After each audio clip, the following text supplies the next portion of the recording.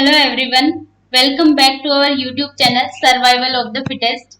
Today we are going to discuss about proteases enzymes. So let's start it. Proteases enzymes क्या होते हैं? Basically किसी protein के अंदर पेप्टाइड बॉन्ड को क्लीव करने वाले एंजाइम्स को बोलते हैं प्रोटीएजेस एंजाइम्स, क्योंकि ये एंजाइम्स क्या करते हैं? प्रोटीन का ब्रेक डाउन करते हैं. ओके, सो इस रिएक्शन में क्या होता है? ये एक हाइड्रोलाइसिस रिएक्शन है, क्योंकि यहाँ पे क्या होगा? वाटर मॉलिक्यूल का एडिशन होगा. जब हम लोगों ने देखा था पेप्टाइड बॉन्ड फॉर्म हो रहा था, तो क्या हो रहा था? एक अमाइनो एसिड का कार्बोक्सिलिक टर्मिनस एक दूसरे अमाइनो एसिड के अमाइनो टर्मिनस के साथ पेप्टाइड बॉन्ड फॉर्म कर रहा था, और वहां से एक वाटर मॉलिक्यूल रिलीज हो रहा था. तो उस वाटर मॉलिक्यूल का रिलीज होना क्या हो रहा था? पेप्टाइड बॉन्ड का फॉर्मेशन. देन अब वाटर मॉलिक्यूल वापस से ऐड होगा, तो यहाँ पे क्या होगा? पेप्टाइड बॉन्ड का ब्रेक डाउन होगा. तो इस पेप्टाइड बॉन्ड को ब्रेक करने की रिक्वायरमेंट क्या है?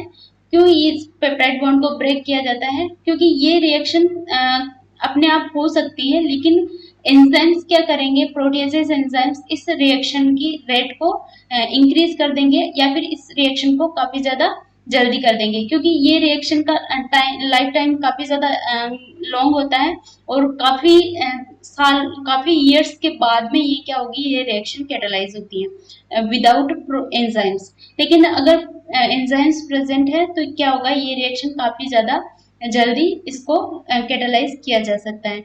और इसकी रिक्वायरमेंट क्या है? क्योंकि हम लोग प्रोटीन को क्या करते हैं? इंजेस्ट करते हैं फूड के फॉर्म में, तो उसका क्या होता है? डाइजेशन होता है इंटेस्टाइन के अंदर.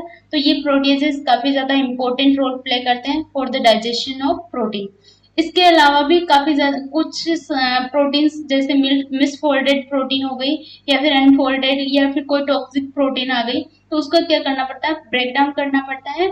उसमें भी रोल प्ले करते हैं प्रोटीजेस एंजाइम्स. और इसके अलावा काफी सारी ऐसी रिएक्शंस होती हैं जिसके अंदर कुछ मॉलिक्यूल का एक्टिवेशन करना होता है, और कुछ मॉलिक्यूल को डीएक्टिवेट करने के लिए ये प्रोटीएजेस एंजाइम्स क्या करते हैं?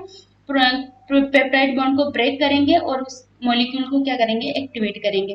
तो इस तरह से ये सारे रोल होते हैं प्रोटीएजेस एंजाइम्स के. और ये प्रोटीएजेस एंजाइम्स क्या करते हैं? ये इस तरह से वाटर मॉलिक्यूल यहाँ पे ये एक न्यूक्लियोफाइल की तरह वर्क करेगा, और इस कार्बन के ऊपर अटैक करेगा, और इस तरह से ये पेप्टाइड बॉन्ड क्या होगा? यहाँ से ब्रेक हो जाएगा.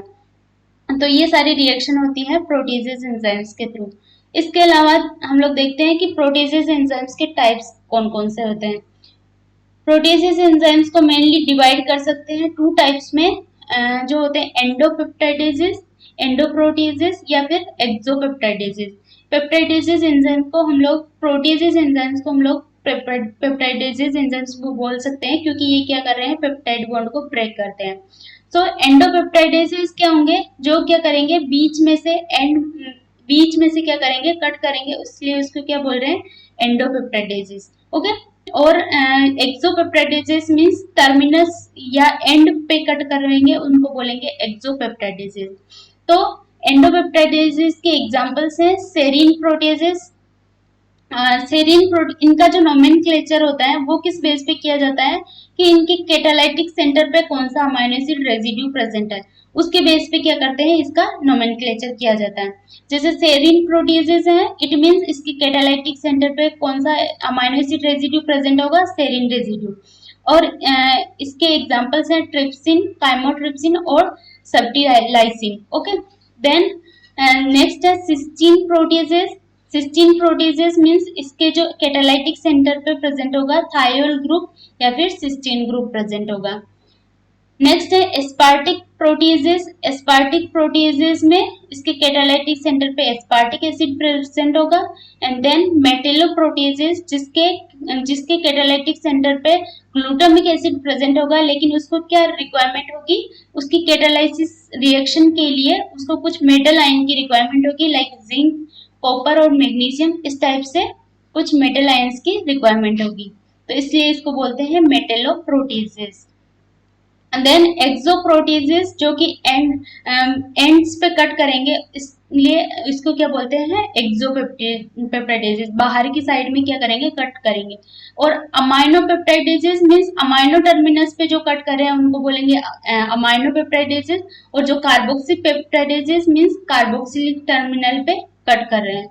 तो इस टाइप से इसको डिवाइड कर सकते हैं काफी सारे पेप्टाइडेजेस एंजाइम्स को। इसके अलावा इनका जो मेन फंक्शन क्या होता है, ये है उनकी टारगेट साइट। टारगेट साइट होती है ट्रिप्सिन की, होती है लाइसिन और आर्जिनिन। मीन्स ट्रिप्सिन कहाँ पे कट करेगा, लाइसिन और आर्जिनिन के ऊपर। ये एक पॉलीपेप्टाइड सीक्वेंस है और यहाँ पे अगर लाइसिन प्रेजेंट है, इसके अलावा कोई amino acid, other amino acid present है, तो उसके यहाँ पे सी टर्मिनस पे कौन कट करेगा, ट्रिप्सिन। ओके, तो ट्रिप्सिन कट करता है लाइसिन और आर्जिनिन के सी टर्मिनस पे। लेकिन अगर उसके बाद में लाइसिन और आर्जिनिन के बाद में अगर प्रोलिन आ गया तो वो उसको कट नहीं कर पाएगा, क्योंकि प्रोलिन के जो साइड चेन के अंदर क्या है, एक साइक्लिक ग्रुप प्रेजेंट है, इम्यूनो अमाइनो एसिड है ये, और ये क्या करेगा, सिस बॉन्ड फॉर्म करेगा इसके साथ में, जो भी अमाइनो एसिड होगा उसके साथ में। तो सिस बॉन्ड फॉर्म होने की वजह से ट्रिप्सिन वहां पे कट नहीं कर पाएगा। तो ये सारी कंडीशन फॉलो होती है इन सारे एंजाइम्स के साथ में भी।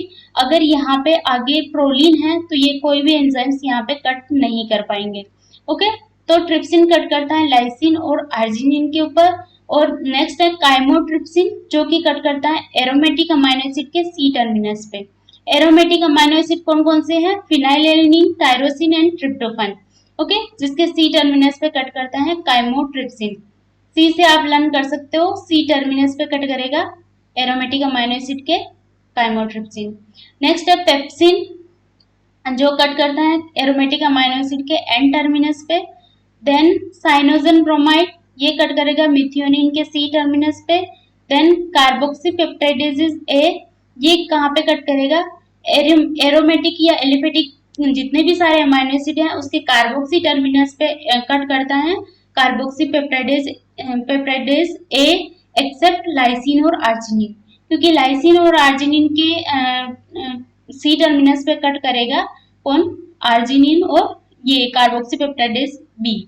ओके, तो इस टाइप से ये इनकी टारगेट साइट है इन सारे एंजाइम्स की। और ये टेबल काफी ज्यादा इंपॉर्टेंट है for exam point of view से, क्योंकि डीबीटी और गेट में बार बार इससे क्वेश्चन पूछे जाते हैं कि कौन सा एंजाइम कहाँ पे कट कर रहा है। इसके अलावा सीएसआई नेट में भी काफी सारे एंजाइम पॉलीपेप्टाइड सीक्वेंस दे दी जाती है, और इसमें क्या होता है, ट्रिप्सिन और काइमोट्रिप्सिन काफी सारे एंजाइम की क्लीव साइट बता दी जाती है, और उसके बाद बताते हैं कि कितने सारे फ्रेगमेंट रिलीज हो रहे हैं। ओके, तो इस टाइप के क्वेश्चन बार बार पूछे जाते हैं, तो ये एग्जाम पॉइंट ऑफ व्यू से काफी ज्यादा इंपॉर्टेंट टेबल है। इसके अलावा इनके जो मेन फंक्शन होते हैं सेरीन प्रोटीजेज के, वो होते हैं डाइजेशन में, क्योंकि ये प्रोटीन का डाइजेशन करते हैं। ट्रिप्सिन इसके एग्जाम्पल है सेरीन प्रोटीजेज का।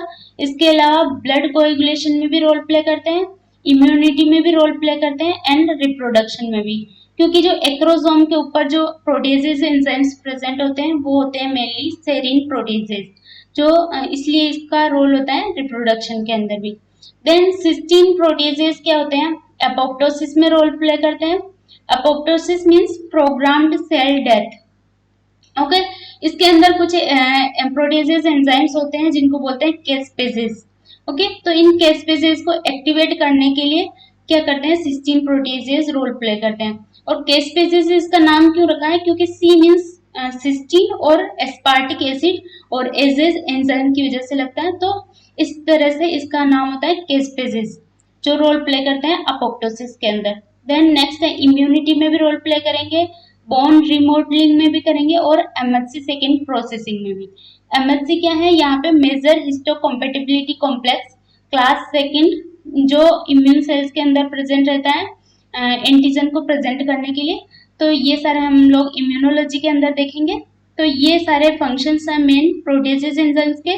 तो this is about proteases enzymes.